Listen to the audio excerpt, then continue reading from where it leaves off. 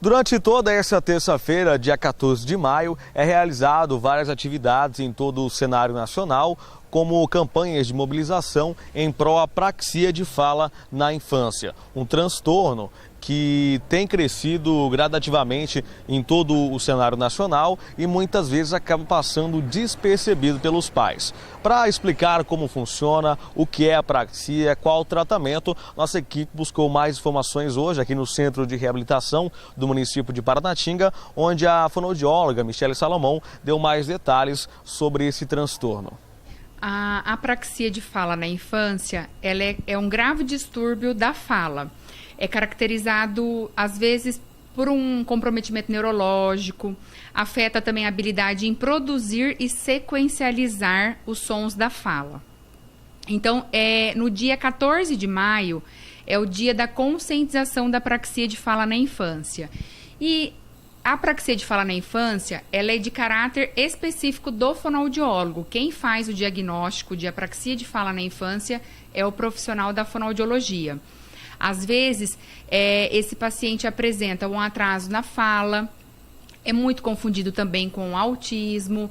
Então, às vezes, para ter apraxia de fala na infância, a criança precisa estar falando, porque senão vai ser um atraso na fala caracterizado por algum outro comprometimento. E a apraxia de fala na infância, não. A criança precisa falar. Porque o que acontece? Na hora que a criança quer emitir alguma palavra, ela sabe que isso aqui é uma caneta, mas ela não consegue evocar a palavra caneta. Então, ela acaba falando o finalzinho da palavra, às vezes ela fala só o início. E é muito comum elas produzirem somente as vogais. As consoantes são mais difíceis por conta desse movimento motor oral que a nossa face, a nossa boca, desenvolve junto com a mandíbula, a maxila, a respiração, a sucção. Existe grau da apraxia? Sim, a apraxia de fala na infância, quando ela é de caráter puro, sem nenhuma outra comorbidade, ela é de mais fácil tratamento. Geralmente, uma criança diagnosticada com apraxia de fala na infância, ela fica aí em terapia em 1 ano, 1 ano e meio, a 2 anos, daí para mais, depende muito do grau. Então, nós temos o grau leve, o grau moderado e o grau severo.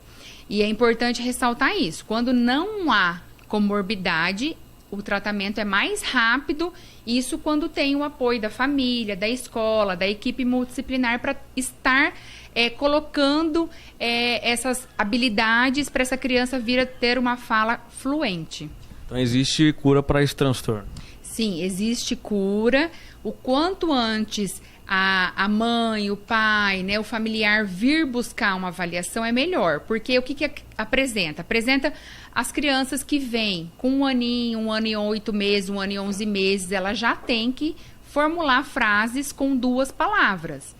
Então, essas crianças que não conseguem formular, ela está propensa a vir desenvolver uma apraxia de fala na infância, porque a criança não nasce, ela pode vir desenvolver. Varia muito também do estímulo, do ambiente. Então, se você tem uma família, um pai, uma mãe que quase não fala com a criança, que não estimula essa fala, essa criança pode vir a ter uma regressão aí, a retrair a sua fala e não desenvolvê-la. Então, é importante estar sempre estimulando para tirar essa criança do alerta, porque se com 4 anos ela não desenvolver os pré-requisitos da fala, os fonemas que a linguagem necessita, ela pode sim vir a desenvolver a apraxia de fala na infância. Por esse transtorno, muitas vezes ele acaba até mesmo passando despercebido pelos pais, né?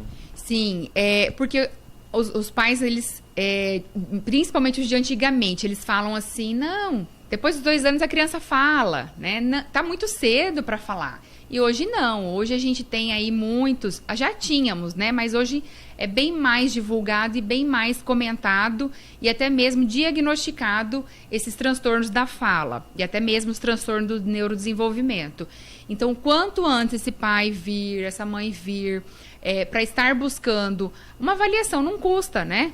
Então, nós estamos aqui no Centro de Reabilitação, pode vir com demanda espontânea, necessariamente não precisa de um encaminhamento, pelo menos para mim, como fonoaudióloga.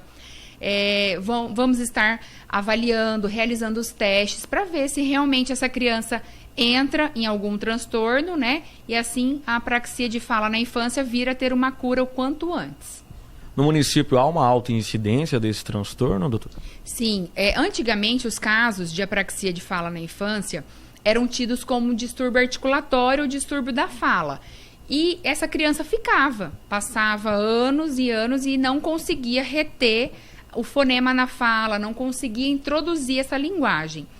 E com isso, com os estudos mais avançados, a gente buscou e fomos aprofundar um pouquinho mais sobre a apraxia de fala na infância. Eu fiz cursos, né? Eu tenho um aprimoramento da apraxia de fala na infância. Eu corri atrás justamente por conta desse paciente que ficava e não ia para frente, não evoluía. Então, a gente tem que colocar no lugar do outro também. Então, eu como mãe, eu vejo que o quanto eu puder ajudar essa criança e essa família a reestruturar a fala, a aprendizagem, com certeza a gente vai ter um rendimento muito melhor aí para a nossa população paranatinguense. E nesse dia 14 há programações para todo o nível nacional também, né? Isso, o Dia Mundial Dia da Conscientização, ele não é mundial ainda, mas ele é nacional e em todos os estados são realizados, né, as mobilizações. E nas mídias, né, todo ano tem o Congresso de Apraxia de Fala na Infância, porque nós temos a associação, né, Abrapraxia. Então, são mães que se uniram em prol dos seus filhos com apraxia de fala na infância. Porque o que elas relatam? Que quanto mais falar sobre apraxia de fala na infância, melhor para essa criança e melhor para o seu filho, melhor também para os outros pais.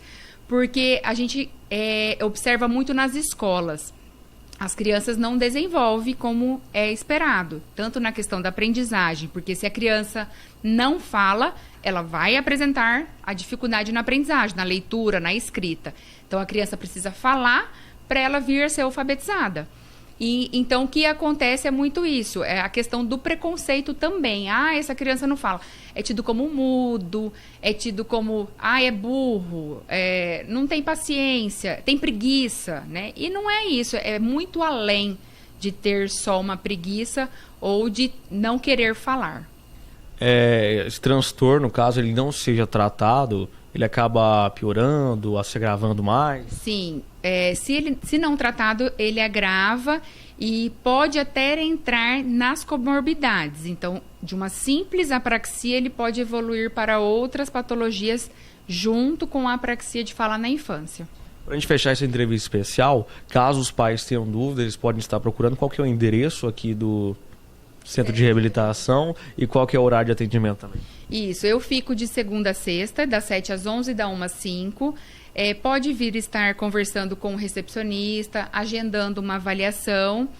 Não tem lista de espera, não é demorado. Então, é justamente por isso, a avaliação, quanto antes a gente fizer, melhor para o desenvolvimento dessa criança. Nós ficamos aqui na Vila Concórdia, na Rua São José, esquina com o CRAS, e estou à disposição, a equipe está à disposição para maiores informações.